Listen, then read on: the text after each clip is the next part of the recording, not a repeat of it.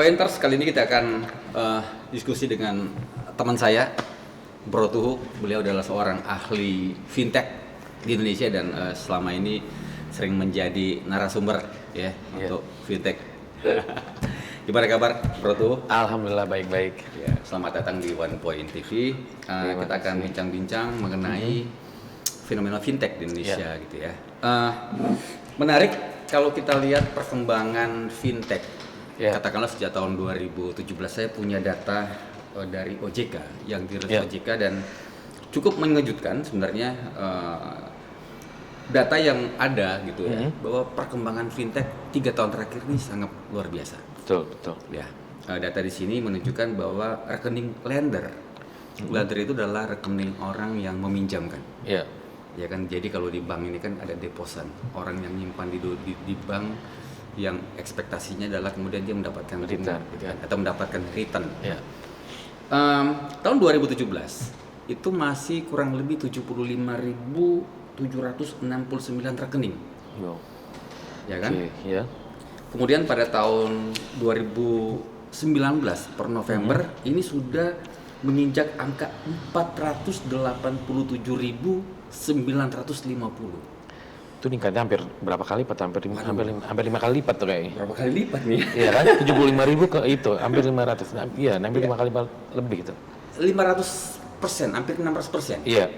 Ya, itu dari sisi lender. Kemudian kalau kita lihat dari sisi borrower, penyaluran pinjaman. Nah, ini. Penyaluran pinjaman ini pada tahun 2017 ini masih sekitar 2,185 triliun. 2,185 triliun. Iya. Kemudian di tahun 2019 per November ini sudah mencapai angka 63 triliun 861 miliar. Ini lebih wow lagi nih. Lebih wow lagi. 3.000% nih berarti kayak. Iya kan? Lebih ya. 30 kali lipat dari 2 triliun ke 63 triliun. Luar biasa ya. Itu melompatnya bukan lagi 1, 2, 4 ya. Ini langsung luar biasa gitu kan. Nah, yang menarik lagi adalah jumlah rekening borrower ya. Rekening borrower berarti orang yang menggunakan fintech sebagai alternatif untuk pinjaman. Di tahun 2017 ya, kalau kita bicara di Jawa aja ya. Ini ada kurang lebih 237.000 ya, 319 rekening. Kemudian naik per November 2019 14.334 rekening. Ya kan? Ini luar biasa. Kira-kira apa yang bisa kita lihat dari sini? Kalau menurut Pak Tuh ya, sorry ya, Bro. Kan milenial. Kan milenial banget kan. Oke. Sebagai seorang pemerhati fintech atau digital banking, apa yang kira-kira bisa kita tarik kesimpulan dari sini? Ya, ini sebenarnya melihatnya perkembangannya sangat pesat ya. Jadi walaupun mungkin kalau dari banking mungkin belum melihatnya ini belum gede, tapi secara pertumbuhan sangat pesat. Dan ini bisa menjadi sesuatu yang harus dipertimbangkan oleh bank konvensional, karena bisa jadi pengganggunya mereka nanti. Betul. Iya. Sebenarnya angka ini kalau saya bilang ya bisa menjadi good news, tapi bisa menjadi bad news juga gitu. Betul. Ya, artinya ada satu fenomena yang mungkin dipicu oleh satu faktor, katakanlah karena ada faktor perkembangan IT yang sekarang mulai masuk, orang bilang ada 4.0, kemudian 5.0 ya, yang sudah sangat kuat digital literasi gitu ya. Ini akan menjadi hal yang sangat menarik kalau kita melihat data yang ke belakang dan kita memproyeksikan data ke depan. Betul. Ya karena ini sebenarnya didukung oleh infrastruktur dari segi pemerintah, itu mereka bangun sangat cepat kan. 5 tahun belakang bangun infrastrukturnya cepat, jadi pertumbuhan di sininya, impactnya ke industri sangat cepat. gitu. Nah, nanti sekarang tinggal bagaimana industri merespon perubahan ini gitu. Karena ketika ada perubahan IT, infrastruktur udah cepet, handphone jadi makin murah, perilaku konsumennya berubah. Iya, saya ingat beberapa tahun yang lalu ya, orang pegang handphone itu adalah satu hal yang luar biasa. Iya, itu status sosial kan. Status sosial zaman dulu kayak saya inget banget. 10 tahun lalu punya handphone tuh status sosial gitu. Iya. Sekarang semua orang punya handphone, tinggal handphonenya apa gitu, seri apa berbedanya. Mohon maaf ya, kita ngelihat orang-orang yang dengan status sosial yang ya kadang-kadang tidak dipandang sebelah mata. Betul. Mereka punya handphone kan. Nah, betul sekali. Nah, ini yang menarik, jangan-jangan fintech ini juga mengambil porsi yang tadi orang-orang yang tadi sebenarnya mungkin tidak pernah ke bank. Ya. Ini masuk ke dalam sini. Ya. Nah, menarik memang ya. Kenapa saya bilang menarik ya? Sekarang ada satu istilah lagi Bro Tuhu ya, yang kita kenal the new normal ya. Di mana-mana kita sering dengar VUCA. Apa tuh VUCA? VUCA itu adalah pertama volatility, gitu ya, volatile ya. Bahwa saat ini dunia bisnis, even itu perbankan, itu pun industri apapun, itu sangat volatile. Ya, dari mana kita melihat volatility-nya gitu ya? Katakanlah dari profitnya, dari laporan keuangannya, dari segala macam performance sangat volatile gitu ya. Kemudian yang kedua adalah uncertainty. Uncertainty itu adalah sesuatu yang tidak menentu. Betul. Gitu. Kita tidak bisa lagi memprediksi suatu performance perusahaan dengan mengandalkan kondisi historical. Oh katanya 2 tahun, 3 tahun, 5 tahun ke belakang bagus gitu kan. Ini tidak bisa menjadi patokan bahwa dengan memiliki historical yang bagus pasti akan memiliki proyeksi yang bagus gitu ya. Kemudian yang satunya lagi complexity. Dunia semakin kompleks. Ya, dan yang terakhir adalah ambiguity. Ini kira-kira apa ini fenomena ini? Ya itu tadi karena perkembangan IT tadi yang disebut di awal. Terus kedua, dengan adanya IT ini perubahan tuh bisa sangat cepat gitu. Betul. Siklusnya jadi sangat cepat. Yang dulu mungkin bisa 30 tahun sekali, 50 tahun sekali baru ada perubahan. Sekarang bisa jadi 2 tahun, 3 tahun kita nggak tahu ke depannya kan gimana. Jadi memang kemampuan kita juga tadi misalnya kalau kaitan dengan industri perbankan, berarti kemampuan kita untuk bisa memahami dan kira-kira membayangkan ke depan bakal gimana, flexibility jadi penting sekali. Iya, benar ya. Saya melihat ada fenomena yang mungkin bisa menjadi bahan analisis kita. Ya. Mungkin perkembangan teknologi di era digital membuat semuanya menjadi cepat. Betul. Ya kan. Yang pertama, yang kedua, accessibility sekarang dimiliki oleh hampir seluruh orang gitu. Iya, semua orang hampir bisa mengakses itu. Iya, apalagi semua bisa diakses lewat handphone dengan gadget. Iya, betul. Apa yang bisa diakses dengan gadget saat ini? Iya, betul sekali. Artinya kalau dulu ya, kalau kita bicara teori zaman dulu ya, untuk kita bisa memiliki strategi marketing yang bagus, katanya kan kita kenal ada 4P. Produknya mesti bagus. Kemudian promotionnya mesti bagus. Betul. Gitu kan. Ada satu place. Kalau orang bicara dulu, kalau Anda mau punya bisnis, maka milikilah tempat bisnis yang strategis. Iya, betul. Tapi saat ini nggak perlu. Betul. Kan? Kenapa? Karena strategis itu ada di handphone gitu. Betul, setuju. Accessibility-nya itu lewat handphone. Ini kan yang membuat akhirnya fintech ini, kalau saya bilang bukan merajalela, tapi mulai menjamur di mana-mana. Betul. Ya kan. Nah ini ya ini makanya itu menariknya adalah jadi barrier to entry di banyak industri itu jadi sangat mudah. Oh iya, betul. Sudah sangat mudah, Bro. Jadi mungkin kalau kayak di industri perbankan dan finansial ini agak lagi tertolong karena aturannya lebih banyak. Makanya kalau kayak kita liatin kayak Gojek itu bisa menghancurkan Bluebird dalam waktu singkat karena tadi aturannya lebih nggak banyak kan. Gitu. Kalau kayak di bank kan ada OJK, ada BI dan segala macam aturannya banyak, jadi lebih terlindungi. Karena tadi jadi emang searching cost menjadi murah. Terus bereksperimen juga jadi murah karena pakai teknologi. Betul. Kalau zaman dulu kita perlu modal kan. Iya. Mau bikin industri apapun harus punya modal karena kita harus jadi. Dicoba harus hidup matinya di situ. Kalau sekarang dia dicoba gampang sekali. Tinggal pakai server bisa kadang-kadang gratis gitu kan. Jadi makanya yang muda-muda sekalipun mereka bisa bikin. Kalau zaman dulu nggak bisa. Dan orang bukan hanya butuh duit, butuh knowledge juga. Nah sekarang knowledge juga ada di internet. Ya, everything didokumentasikan kan. Kalau zaman dulu kan ngikut sama orangnya. Kalau sekarang kan didokumentasikan di internet, orang-orang baru tinggal belajarin. Nggak tahu apa, search YouTube ada gitu Betul. ya. YouTube dia tinggal ada belajar set gitu. Dia mau belajar dari siapapun bisa tinggal dari situ. Tapi memang itu sangat membantu ya, accessibility, kemudian ketersediaan informasi yang ada di mana-mana. Sekarang kita mau apa-apa cari. Betul, tinggal dia cari informasi. Kan? Tinggal kita mau aja gitu cari informasi. Nah, sekarang makanya skill sebenarnya yang dibutuhkan di abad sekarang, abad 21, abad digital, itu dalamnya sebutnya literasi data. Betul. Jadi gimana orang yang bisa membaca data ini tadi, bukan bikin datanya ya, bukan ngumpulin datanya, tapi membaca data. Kayak misalnya nih, ojek kan datanya free kan?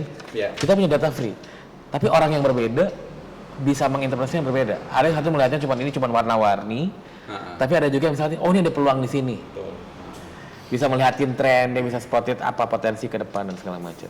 Nah, saya ingat ya satu teori bilang bahwa persaingan itu akan dipengaruhi oleh entry barrier. Iya, betul entry barrier, betul. Sama Bro Tuhu kan. Entry barrier itu sebenarnya adalah seberapa kuat hambatan yang membatasi, membarir di industri itu, masuk ke industri itu. Iya kan? Nah, ada beberapa hal yang mungkin selama ini menjadi entry barrier. Menjadi barrier ketika kita mau masuk dalam satu industri. Betul. Ya pertama modal. Pasti. Ya kan? Modalnya gede nggak? Iya. Nah, zaman dulu orang sangat tergantung dengan modal. Kita mau bikin rumah makan misalnya. Betul. Iya, dipikirin dulu ini mau beli sendiri tempatnya atau sewa. Ya. Itu duit juga kan? Betul. Duit juga. Sekarang gampang. Kita mau bikin rumah makan, gampang. Ya kita pakai GoFood aja atau GrabFood gitu kan? Iya, itu udah banyak loh. Sekarang dari dapur rumahnya dia uji coba, terus dia jualan di GoFood, makin gede. Iya. Ini saya punya Facebook ya. Iya. Facebook saya tuh kebetulan banyak sekali mengakses teman-teman saya di kampung gitu. Iya. Ini saya lihat semua pada jual makanan dan laris dan laku dan hidup gitu kan. Artinya begitu mudahnya sekarang orang untuk masuk ke dalam satu industri, satu bisnis, satu usaha. Kenapa? Karena entry barrier model itu menjadi satu hal yang tadinya susah sekarang menjadi gampang. Nah, yang kedua adalah tingkat accessibility kita terhadap customer. Iya, betul. Iya kan? Dulu tidak semua orang punya lokasi yang bagus loh. Betul. Kalau Bro Tuhu mau bikin toko, bikinlah toko di tempat yang aksesnya bagus ya. Betul, zaman dulu dan itu langka pasti kan.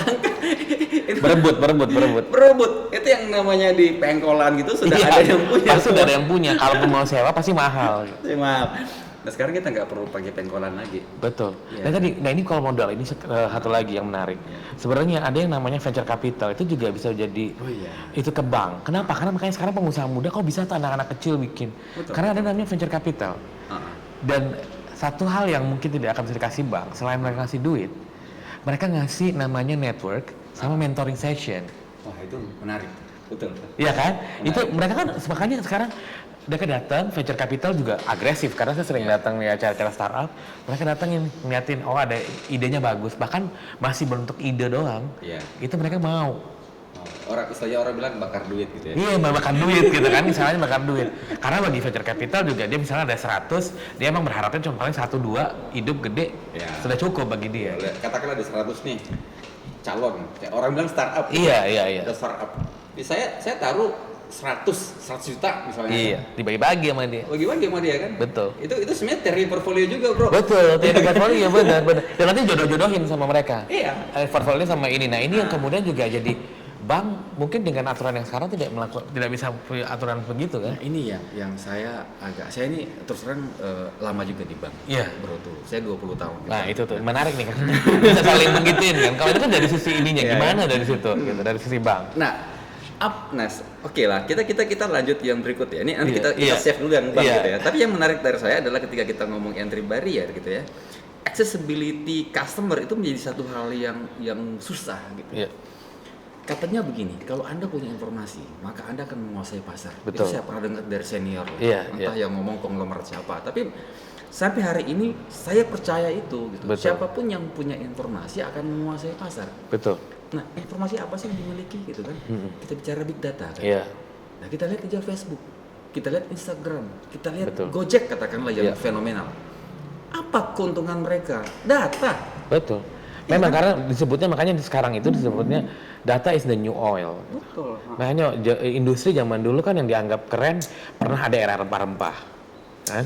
terus era tambang segala macam, terus minyak. Sekarang makanya semuanya ngejar data, karena dengan data dia bisa bikin bisnis model, dia bisa bikin service atau produk baru dari data itu, karena ketahuan bentuknya kayak gimana. Tapi makanya tadi paling ujung intinya adalah setelah dia punya datanya, dia harus bisa membaca datanya juga. Nah, bicara data analisis lagi. Bener, metodologinya lagi, gitu. Kita bicara data mining lagi, kita Iya. bicara data analisis. Menurut saya begini, Bro Tuh. Ketika kita punya data yang banyak, ya kan, artinya kita range-nya tuh A to Z. Iya. Ya, kita bicara demand, Betul. kita bicara supply. Iya. Kita tahu siapa kok yang butuh, Iya. kita tahu siapa yang supply kan. Betul. Di sinilah the power of data sebenarnya. Iya. Menurut saya itu satu hal yang luar biasa kalau industri zaman sekarang bisa mengantisipasi itu gitu ya. Iya, sangat. Itu sebenarnya kan kalau saya lihat sebenarnya bank itu kan dari dulu punya lebih banyak data dibanding industri manapun sebenarnya. Ya, cuma nanti tinggal bagaimana bank men-shifting data itu, terus kemudian dia bisa mengubah mindsetnya. Ini gimana bisa membangun industri baru dari situ. Ya.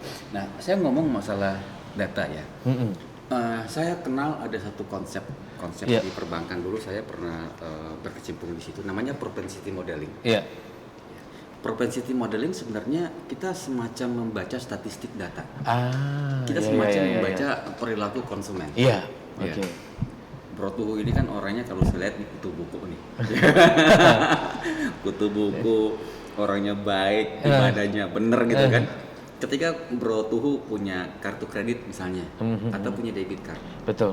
Bank itu kan punya data, tahu nih Setuju. belanjanya di mana. Kemana kan? aja, betul. Ini belanja nih Gramedia, Betul. belanja toko buku. Betul. Nah, ketika Bro Tuh melakukan transaksi, tahu belanja di mana, ini kan akhirnya akan membentuk customer behavior. Betul, setuju. Nah, saya sebagai yang punya data tahu nih, oh berarti saya akan menawarkan diskon-diskon ketika ada buku bagus gitu. Ini kan perilaku customer kan. Betul.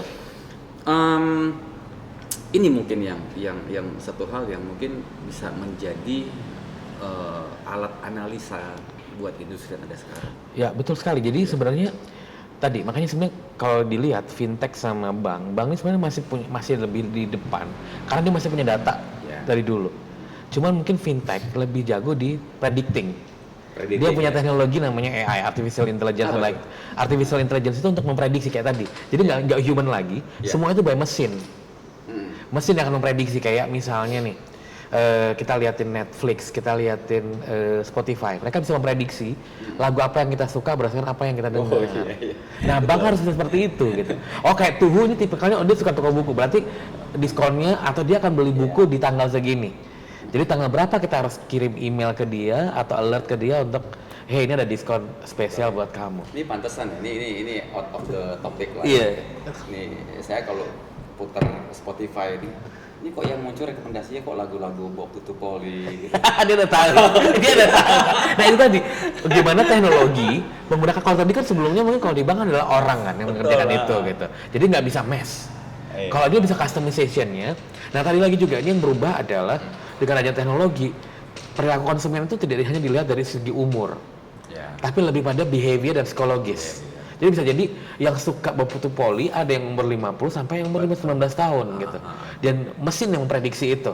Dan kemudian nanti kalau sama-sama suka Bob Tutupoli, dia sukanya nanti mau belinya apa.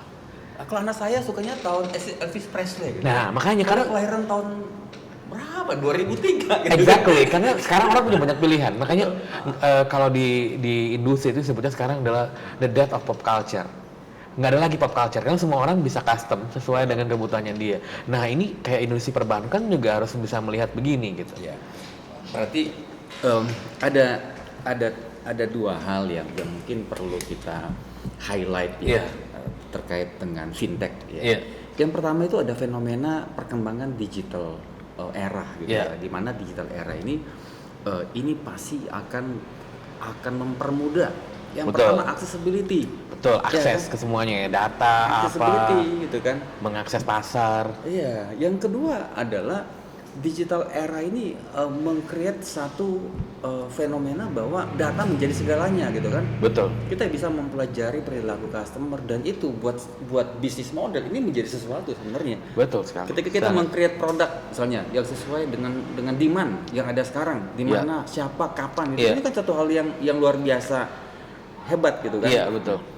Nah, satu lagi Pro2 yang menurut saya sih ini penting gitu ya. Nanti kita akan lihat di datanya. Kita akan tampilkan lagi data tadi gitu bahwa era milenial.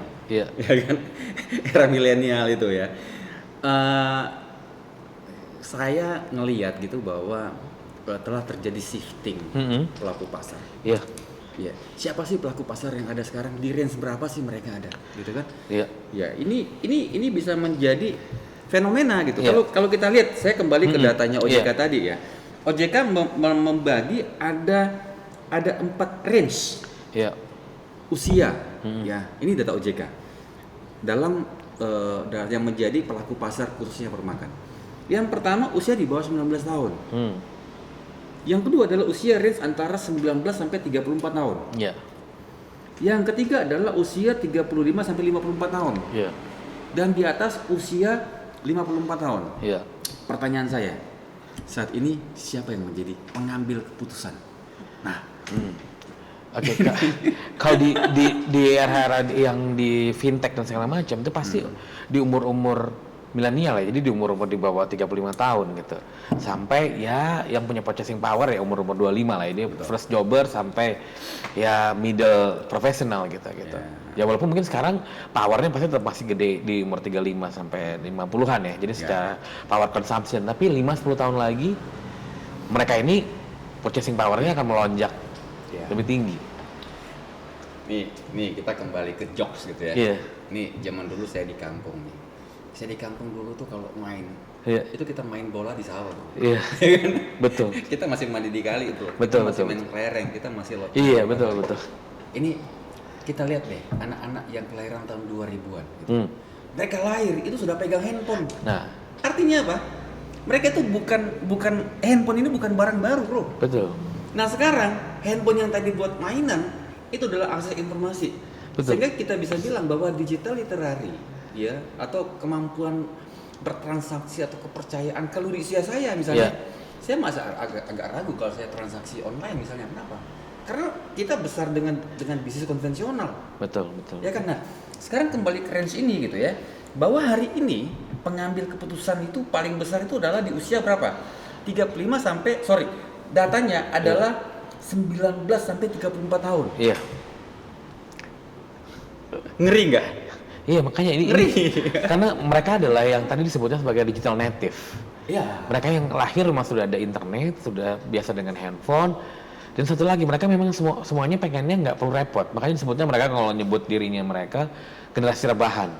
Apa tuh? Jadi sambil rebahan bisa ngelakuin semuanya. Betul. Kerja, beli makanan, transaksi, belajar. Karena nggak di handphone, dia tinggal pegang handphonenya. Nah ini perilaku ini yang harus bisa ditangkap. Karena mereka sudah tidak akan mau lagi ke cabang misalnya kalau di bank gitu. Beberapa industri kan kelihatan kayak Traveloka itu udah menghabiskan zaman dulu kan apa itu ya? Kahatur. Nah. Coba deh tanya sama generasi yang baru. Saya nanya semuanya tuh nggak pernah ada yang kena kahatur. Padahal dulu tuh Itu kan gede banget kan? iya. Saya nanya semua tes saya bertanya pokoknya umur-umurnya di bawah 30. Pernah tahu kahatur nggak? Nggak tahu. Tahu dia tuh paling gede zaman dulu ya. Iya padahal gede banget. Di setiap stasiun dimanapun orang kalau mau beli pasti top of mind-nya kahatur kan? Zaman saya dulu kalau beli tiket itu ya, kalau saya mau beli Lion ini ya. Iya. Kemana tuh kita? Ke Harmoni ya. Iya harus Jamada iya, ya. harus kesananya dulu kan. Tengah malam gitu kan. Jam 1 jam 2. Niat orang masih niat gitu. Orang mau niat kayak begitu sekarang. Enggak. Tinggal Traveloka gitu tiket. Betul. Gitu. Mereka diedukasi untuk itu walaupun kadang-kadang ada fee charge di situ kan. Ya. Ada charging fee-nya di situ. Tapi akhirnya kita bicara peluang bisnis, ada additional charge itu tidak menjadi sesuatu yang terlalu berarti buat customer. Kenapa? Dibandingkan dengan benefit ya. Betul. Nah, kita bicara tentang cost and benefit analysis. Iya, Saya betul. mengeluarkan duit sekian gitu dibanding dengan cost. Dibanding dengan effort yang mesti Iya, dia harus datang ke sana, waktunya habis. Enggak apa-apa lah, lebih mahal dikit enggak apa-apa gitu Betul. kan. Nah, berarti ada satu lagi nih. Iya. Telah terjadi perubahan consumer behavior. Betul sekali. Telah terjadi perubahan perilaku customer. Dan ini menurut saya sesuatu yang nggak boleh selalu disepelekan, bro. Kenapa? Karena kemampuan bisnis model yang baik adalah bagaimana dia bisa memaksa Iya. atau menawarkan sesuatu yang pada akhirnya customer mau membayar Untuk itu. untuk mendapatkan benefit itu kan. Ya, saya suka tuh, karena seringkali orang di digital hanya bicara tentang channeling untuk jualan. Iya. Tapi mereka di Indonesia nggak pernah ngomongin soal bisnis model. Nah, Padahal sebenarnya napas utama di sekarang yang dihadapin tuh bukan hanya sekedar gimana kita eksis jualan lewat online, tapi bisnis model kita gimana gitu. Ya. Karena perubahan konsumen ini, hal yang mau orang bayar itu juga berubah kan. Dia membayar untuk apa itu berubah gitu. Nah itu yang harusnya industri following itu gitu, Ya. mengikuti ke sana. menarik kita bicara mengenai customer behavior. Iya. Ya, ini mohon maaf nih, bro. Iya. Ya, kita tidak mau menyinggung merek tertentu. Iya. Ya, tapi kita sebut saja ada perusahaan taksi yang sudah sangat besar. Iya, iya. Ada yang warnanya putih, Iya. ada yang warnanya biru, gitu Iya, kan. iya. Ada yang warnanya kuning, Iya. ada yang warnanya hijau. Pertanyaan saya, kemana perusahaan-perusahaan taksi itu? Tadi Ya, itu tuh menarik karena saya pernah ketemu di salah satu conference bersama salah satu pemimpinan dari situ jadi pembicaranya. Mindsetnya dia sama. Mindsetnya cuma bilang kita kan nggak pakai IT, kita bahkan yang pertama punya aplikasi, tapi kita kalah. Jadi dia lupa bahwa yang berubah itu bisnis modelnya, bukan sekedar pakai teknologi untuk ini gitu. Iya, betul. mau pakai IT sampai ke bulan sekalipun, saya bisa Betul. menjual ini dan akan mengantarkan saya ke bulan. Pertanyaan saya adalah apakah customer needs? Betul. Apakah voice of customer needs Iya. untuk ke bulan? Enggak. Betul. Gitu kan? Jadi kalau menurut saya ya benar ya. Kami sudah punya IT. Pertanyaan saya adalah IT yang digunakan adalah IT yang tepat apa enggak? Iya betul. Nah, Menjawab kebutuhan konsumen atau enggak? itu poin saya. Iya betul. Sekarang kita kembali ke perusahaan taksi yang tadi. Iya. Perusahaan taksi yang begitu besar gitu ya. Kemudian tiba-tiba sekarang kemakan sama satu perusahaan yang awalnya sempat ribut gitu ya, dan sekarang orang oke gitu ya bahwa kita sudah punya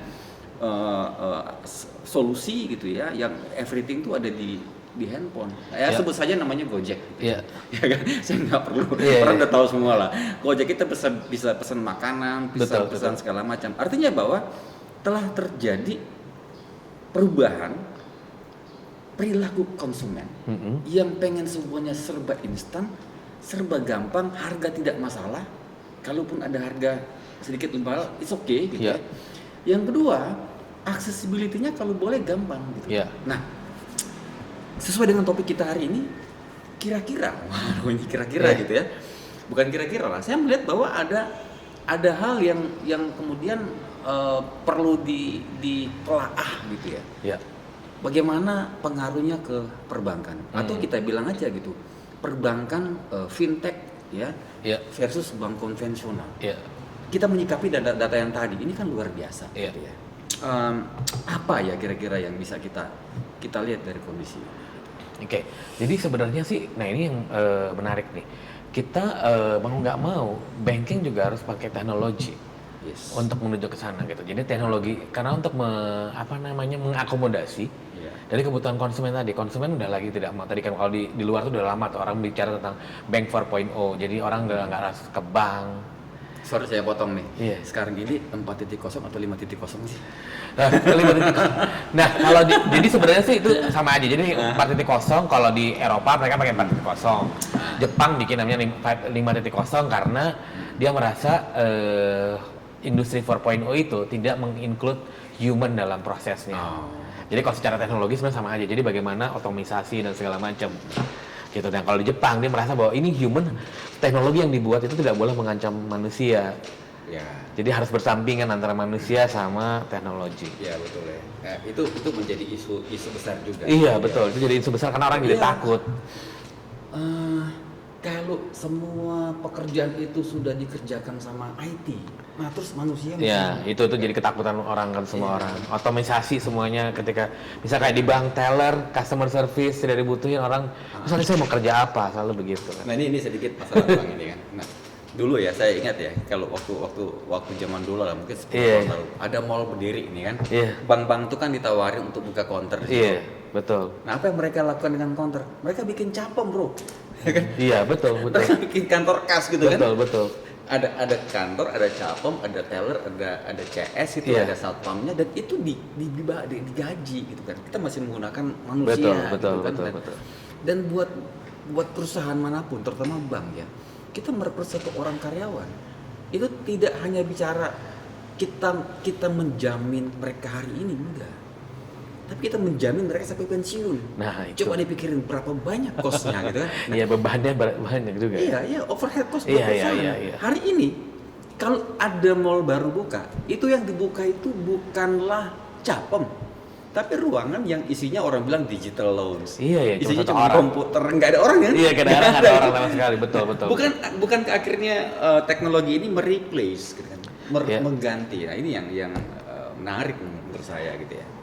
Ya, itu makanya tadi sebenarnya yang harus dilakukan adalah reskilling dari human resource-nya. Iya. Jadi bagaimana sebenarnya kan di era digital juga ada banyak tumbuh pekerjaan-pekerjaan baru. Iya. IT security, orang yang bikin software dan segala macam. Cuma tadi emang harus ada skill yang dirubah gitu. Sebenarnya sih ada positifnya juga ya. Iya, betul. Ya, artinya ketika orang diperhadapkan bahwa ntar saya gimana nih, Iya. semakin ini nanti saya tapi justru itu menjadi apa? Menjadi mendorong dia untuk ya kalau gitu saya coba jadi entrepreneur misalnya kan. Saya Nah, buka betul. bisnis apa, buka. Nah, ini ada positif lah ya, Iya. menurut saya ya. Ya memang benar. Jadi memang salah satu di masa depan yang paling besar itu bukan menjadi profesional, tapi jadi entrepreneur. Ya. Itu makanya selalu didengung-dengungkan adalah tapi untuk bisa jadi entrepreneur dia harus bisa berpikir kreatif dan cara pandangnya kan beda kan. Iya. Sistem sekolah dan segala macamnya itu berubah total gitu. Karena emang opportunity-nya tidak entrepreneur karena semuanya tuh bahkan nanti kita bisa sewa CEO. Betul. Udah pakai mesin gitu. Robotnya udah jadi CEO-nya kita udah ada sistem dan segala macam. Cuman tadi touch setiap orang kan beda-beda. Yang membedakan human sama robot kan adalah touch yang berbeda ini tadi. Manusiawi ya. Ya manusiawi itu. Luar biasa gitu. Nah, sekarang kita bicara sedikit, bukan sekarang, kita khusus coba bicara masalah perbankan gitu ya. Iya. Kita kembali data yang tadi, bro. Sebenarnya data yang tadi sudah berbicara banyak gitu, Iya. bahwa pertumbuhan number of account, Iya. jumlah rekening, ya para orang yang kemudian menggunakan fintech untuk mendapatkan Iya. dana, gitu ya. Kemudian orang yang akhirnya memindahkan duitnya ke fintech karena dia mendapatkan return yang lebih banyak. Betul. Ini kan menjadi menarik kalau kita lihat di sisi perbankan. Iya. Nah, ada beberapa hal yang menurut saya bukan mengancam ya, tetapi buat perbankan ini menjadi satu hal yang serius. Iya. Pertama adalah fintech. Iya. Oke, fintech kemudian kita bicara ekspansi pinjaman ya di bank atau penyaluran kredit perbankan, kita bandingkan dengan peer-to-peer lending misalnya, atau kita bandingkan dengan penyaluran pinjaman lewat fintech. Hari ini ya 3 tahun terakhir sudah terjadi pertumbuhan yang luar biasa gitu. Iya. Dan ini sangat signifikan. Iya. Apakah ke depan ini akan menjadi satu orang oke gitu ya, bahwa sekarang kita sudah punya alternatif untuk pinjam nggak perlu lewat bank. Iya. Nah sekarang kalau buka-buka di internet banyak sekali lembaga-lembaga fintech yang menjadi kayak peer-to-peer lending. Iya. Itu menjadi marketplace menurut saya. Iya. Kalau Anda punya duit lewat Masukin sini, sini, iya. Anda mau butuh duit uang Sini. lewat sini. Ini kan sebenarnya fungsi intermediary kan. Iya. Fungsi perbankan itu adalah intermediary, Iya. lembaga perantara yang menyalurkan Iya, apa? iya. Orang yang membutuhkan uang dan orang yang punya uang. Iya. Bukannya secara bisnis konsep sama gitu kan, Iya. cuma menggunakan platform digital. Betul. Nah itu yang pertama. Yang kedua adalah kita bicara dari sisi liabilities. Iya. Ya, liabilities adalah kewajiban bank. Kalau bank kita melihat neraca bank, maka liabilities kewajiban ini adalah apa? Deposito, Iya. giro, Iya. tabungan. Sekarang pertanyaan saya, kalau orang nabung deposito atau naruh deposito berapa banyak sih? Iya. Ya, 5%, 6%. Nah, sekarang kalau orang yang kemudian membuka atau nabung di bank, preferensinya adalah buka dia pakai deposito. Iya. Sekarang mana lebih tinggi? Kalau dia taruh di peer-to-peer lending, Peer-to-peer lending. dia bisa mendapatkan 15 sampai 20%. Iya. Itu yang pertama. Kalau Iya. orang bicara preferensinya adalah untuk mendapatkan bunga. Yang kedua adalah ada orang yang kemudian punya tabungan ya, dia punya ATM gitu ya, kemana-mana beli belanja pakai ATM gitu ya. Atau orang bilang sekarang walletnya atau dompetnya itu sudah menjadi dompet digital. Sekarang orang nggak perlu punya ATM lagi gitu. Ya kita bicara OVO, ada OVO ya, ada Dana, ada GoPay.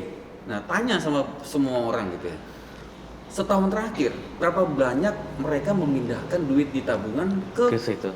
payment digital payment ini. Betul. Nah pertanyaannya, ini mengganggu gak sistem perbankan? Ini mungkin perlu. Wah. Ya ini makanya ini menarik nih. Padahal kan kadang-kadang orang mindahin ke OVO, ke GoPay dan lain-lain, dan nggak ada bunga sebenarnya kan taruh di situ. Nggak ada bunga. Nggak ada bunga sama sekali. Iya, nggak ada bunga memang. Kenapa? Karena memang yang diincar sebenarnya adalah fungsinya. Betul, kan? Convenience. Iya, dan itu kemudian produk positioningnya sudah dirubah gitu. Betul. Bahwa Anda, katakanlah ya, saya nyebut merek aja gitu ya, katakanlah Anda punya GoPay, Anda punya Dana, Anda punya OVO. Iya. Ini apa? Dengan demikian Anda nggak perlu bawa dompet, ya kan? Nih ini bro, ini dompet ini. Iya. Kalau jatuh selesai bro, ya kan? Artinya bahwa oke lah. Yang sebelumnya duit yang ada di ATM itu berfungsi untuk alat pembayaran, kemudian sekarang udah berubah. Udah berubah gitu Betul. Menurut saya buat bank ini kalau misalnya tidak bisa memanage itu dan ini menjadi satu hal yang masif dan menjadi tren, bukankah ini kemudian akan menggerus pastinya. DPK, jadi gitu. Sebenarnya di luar itu ada namanya disrupsi digital, dan kita tuh sebenarnya kan memang terjadi proses. Sebelumnya yang sudah kena kan tadi transportasi sudah, industri perhotelan sudah kena, terus industri media itu yang paling pertama, dan belum bisa bangkit lagi sampai sekarang. Gitu. Bisnis model mereka masih belum menemukan bisnis model. Nah, industri keuangan itu tuh 2 tahun 3 tahun ini nih baru terasa, dan nggak akan bisa reverse. Jadi mau nggak mau perbankan ya harus menggunakan teknologi yang sama. Tinggal nanti caranya apa, macam-macam. Apakah dia mau bikin sendiri, ataukah dia kolaborasi, atau dia beli diakuisisi kayak gitu, atau dia misalnya ada fintech yang baru dia bikin lomba kayak beberapa bank sekarang gitu kan bikin lomba nanti atau sistemnya dia di belakang layarnya efisiensi pakai teknologi yang ada gitu. Ada beberapa bank bikin inkubator jadi tapi mereka tidak bisa menghindari itu. Dan mereka harus belajar dari di luar, karena kayak di luar contoh misalnya di Cina itu sekarang udah nggak ada lagi orang pakai cash. Semua pilihannya cuma bayar pakai Alipay atau pakai WePay. Jadi dan itu pakai QR code, dan kita kan baru memulai ke sana. Dan masalahnya lompatan di negara-negara kayak Asia ini akan lebih cepat karena sistem keuangannya belum mature. Saya ke Australia kemarin, Commonwealth bilang we still love the card. Karena 100% udah pakai card semua, bankable semua. Nah kita kan enggak, kita kayak Cina, jadi itu langsung melompat secara teknologi. Gapnya betul. Besar, kita bicara gap. Betul, gapnya besar, jadi teknologi langsung lebih punya opportunity ketika gapnya masih besar. Betul, itu satu hal yang tidak bisa dipandang sepele menurut oleh perbankan dan otoritas. Artinya begini ya, bank ini kan sebenarnya adalah lembaga keuangan yang di dalamnya itu ada risiko sistemik. Nah kita mesti akui itu. Iya betul. Ya kan? Apa risiko sistemik? Risiko sistemik ini adalah risiko yang kalau satu bank ini jatuh, maka ini akan mempengaruhi seni-seni perekonomian. Betul. Bro Tuhu kira-kira bisa membayangkan gitu bahwa di dalam bank ini ya itu segala macam uang tuh ada di situ. Ya. Uang untuk anak sekolah, untuk bangun masjid, untuk bangun sekolah, ada di situ. Kan? Dan kemudian katakanlah bank ini ambruk, gitu kan. Apa yang terjadi?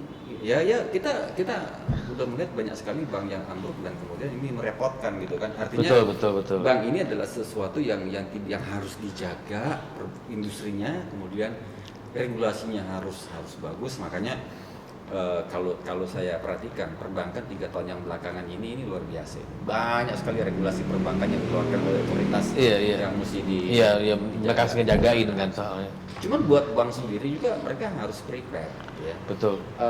Ya kalau kita istilahkan apa ya istilahnya ya, atau misalnya business model reconstruction gitu kan, atau re-engineering gitu ya. Mungkin perbankan sudah waktunya untuk menyadari bahwa industri konvensional yang selama ini menjadi dewa gitu ya, dewa atau membesarkan industri ini sudah memasuki pada era tadi apa namanya digital disruption. Iya, digital disrupsi sama digital gitu. Iya, nah kalau misalnya perbankan itu tidak mau merubah, ya susah gitu kan. Artinya ada hal yang mesti dilakukan. Katakanlah alasannya adalah bahwa teknologi kami itu nggak cukup. Iya. Pertanyaannya adalah apakah bisnis model follow teknologi atau teknologi follow bisnis model? Ini yang menarik nih kan. Ya, saya pikir ini satu hal yang perlu ditelaah. Iya. Jadi ya tadi kita harus ngikutin perubahan konsumen kan. Jadi perubahan konsumen menyebabkan bisnis modelnya berubah, ya IT-nya harus ngikutin itu. Walaupun PR-nya panjang sih pasti. Panjang karena misalnya begini, karena saya ketemu dengan beberapa bank gitu kan, dia bilang, iya masalah sistem kita itu wealth management yang ini sama customer retail itu berbeda sistem gitu. Iya. Selalu kayak begitu. Padahal kan mereka tuh kalau itu digabungin jadi satu, Luar biasa. itu luar biasa. Tapi karena organisasinya gede itu lebih PR. Karena kayak saya kalau saya lihat ini transformasi bank yang paling sukses dianggap di luar, itu mereka butuh 8 tahun. Betul. 9 tahun. Yang mereka lakukan pertama apa coba? Karena mereka bikin itu, jadi timeline-nya mereka dari tahun 2007. Yang pertama mereka lakukan adalah konsolidasi sistem IT. Ya.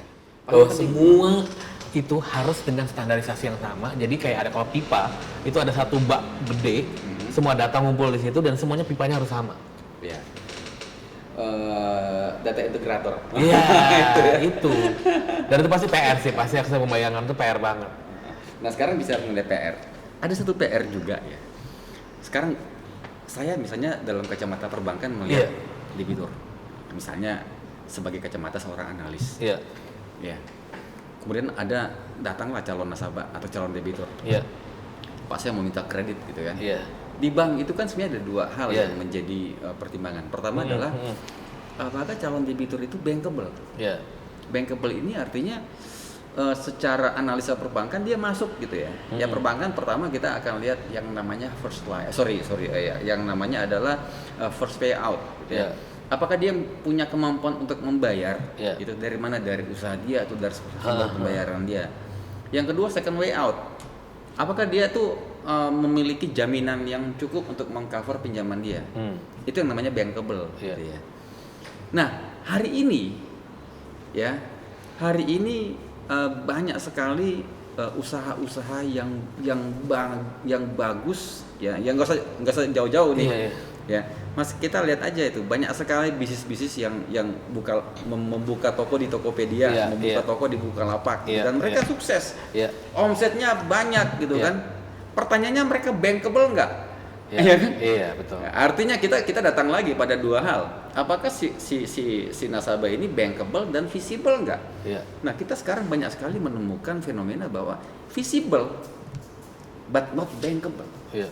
Buat bank ini mungkin tidak banyak hal yang bisa dilakukan. Kenapa? Bank ini kan tadi yang saya sampaikan, yang saya katakan bahwa bank ini diregulate. Ya, untuk kayak begitu. Iya kan? Dengan dia diatur dengan regulasi itu tadi. Iya, ada regulasi yang memang tidak boleh gitu. Sementara dia visible, orang jual di GoFood, sukses banyak sekali omsetnya, which is itu bagus. Iya. Visible. Betul. Tetapi ketika kita menggunakan ukuran perbankan, it's not bankable. Iya. Ini luar biasa. Ya itu makanya tadi fintech tuh mengangkatkan itu. Iya. Mereka makanya mereka punya ada credit scoringnya sendiri, mereka bangun dan mereka bangun ekosistem. Itu sebenarnya yang terjadi sama Gojek. Sekarang kan mereka masuk ke finansial kan. Menurut saya alert paling gede adalah ketika Gojek kemarin bilang dia mau beli bank. Itu kan ujung terakhir. Karena mereka sudah punya, sebelumnya mereka selalu mendinai juga. Mereka kan beli payment gateway tuh si Mitrans. Kenapa? Karena Mitrans akan dipakai sama Tokopedia dan lain-lain online. Jadi mereka tahu transaksinya gimana. Berikutnya lagi mereka beli Moka. Apa tuh Moka? Moka itu adalah POS, point of sales. Di toko-toko offline, di semua UMKM. Jadi dengan situ dia tahu pergerakan berapa banyak salesnya, berapa banyak uang dia keluar. Dan dengan begitu dia bikin credit scoring untuk yang unbanked, yang bank tadi nggak bisa ngambil kan karena tadi nggak ada. Nah ini tadi makanya tadi bank emang satu-satunya tadi dia itu dengan regulasi yang tadi. Sementara ini dia pakai mindset baru. Ini bisa dan orang nggak perlu repot karena sebenarnya orang misalnya kayak pengusaha udah tuh kamu jualan somai saya berani deh kasih 10 juta saya nggak perlu ngomong apa-apa karena dia udah tahu sebenarnya saya pakai Moka saya jualan juga lawan pakai Mitransnya dia jadi udah lihat datanya luar biasa. Dan pasti ini akan membuat lebih pusing lagi. Lebih pusing, makanya tadi jadi kayak dan tadi bagi konsumen sangat membantu kan? Iya. Karena bagi konsumen kayak saya, jujur tuh udah males ngisi berbagai macam formulir. Iya. Nah, sebenarnya ada yang menarik lagi gitu ya. Iya. Kita melihat satu bisnis, satu jasa, satu service dari mana gitu ya. Iya. Orang bicara, kamu tuh harus melihat voice of customer. Iya.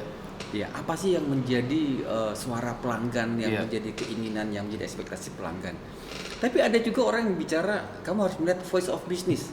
Iya. Sebagai bisnis, apa yang kamu inginkan gitu. Kalau kita bicara voice of customer, voice of customer cuma 3 sebenarnya. Iya. Cheaper, better, faster. Iya. Apakah Anda bisa memberikan produk yang lebih mudah, Iya. lebih baik, lebih murah, lebih cepat? Iya. Tapi buat bisnis ya, buat industri untuk bisa menciptakan 3 hal yang itu dia harus mengorbankan efisiensi segala Iya, macam iya. gitu kan. Nah, agak susah memang kita mendapatkan voice of customer yang sesuai dengan keinginan customer, sementara dari sisi bisnis ini Tidak bisa. lebih bagus. Ini jadi PR lah gitu ya. Iya. Saya pikir ke depan tantangannya lebih banyak. Cuman saya setuju dengan Bro Tuhu gitu bahwa fintech is a new era gitu kan. Dan aduh ya. Iya, dan maksudnya ini saatnya bank untuk kemudian bisa considering Iya. strateginya mau gimana untuk consolidate sebelum dia tidak relevan dengan fintech tadi. Maksudnya fintech ini kan oke pertumbuhannya gede, Ya. tapi belum segede bank sebenarnya kan. Mereka masih punya waktu. Tapi hati-hati loh. Belum segede bank hari ini. Iya betul, itu makanya sekarang. Tapi data OJK ya pointers ya. Saya menyapa Iya. viewers on pointers sebagai pointers gitu. Iya. Pointers mungkin bisa mengakses ya, datanya ada kok di OJK yang menunjukkan pertumbuhan dari tahun 2017 sampai dengan 2019 itu luar biasa. Iya. Nah, kalau kita menggunakan Jadi alert ya. ya, alert gitu. Alert. Nah, mungkin satu hal ya. Satu hal orang tahu fintech ada ya. Saya bicara fintech apakah itu digital payment ya, payment sistemnya ya. Atau saya bicara fintech untuk apa? Untuk financial, untuk borrowing lah. Iya. Ya. Mungkin orang belum begitu percaya dari sisi lender saya Ya. yang memplace uang, menempatkan uang. Kenapa? Karena tadi saya masih meragukan sebagai customer, saya masih Ya. meragukan apakah kalau saya place uang di peer to peer lending dan ini memberikan return 15-20%, apakah uangnya aman? Nah, itu yang masih meragukan. Iya, Tapi iya.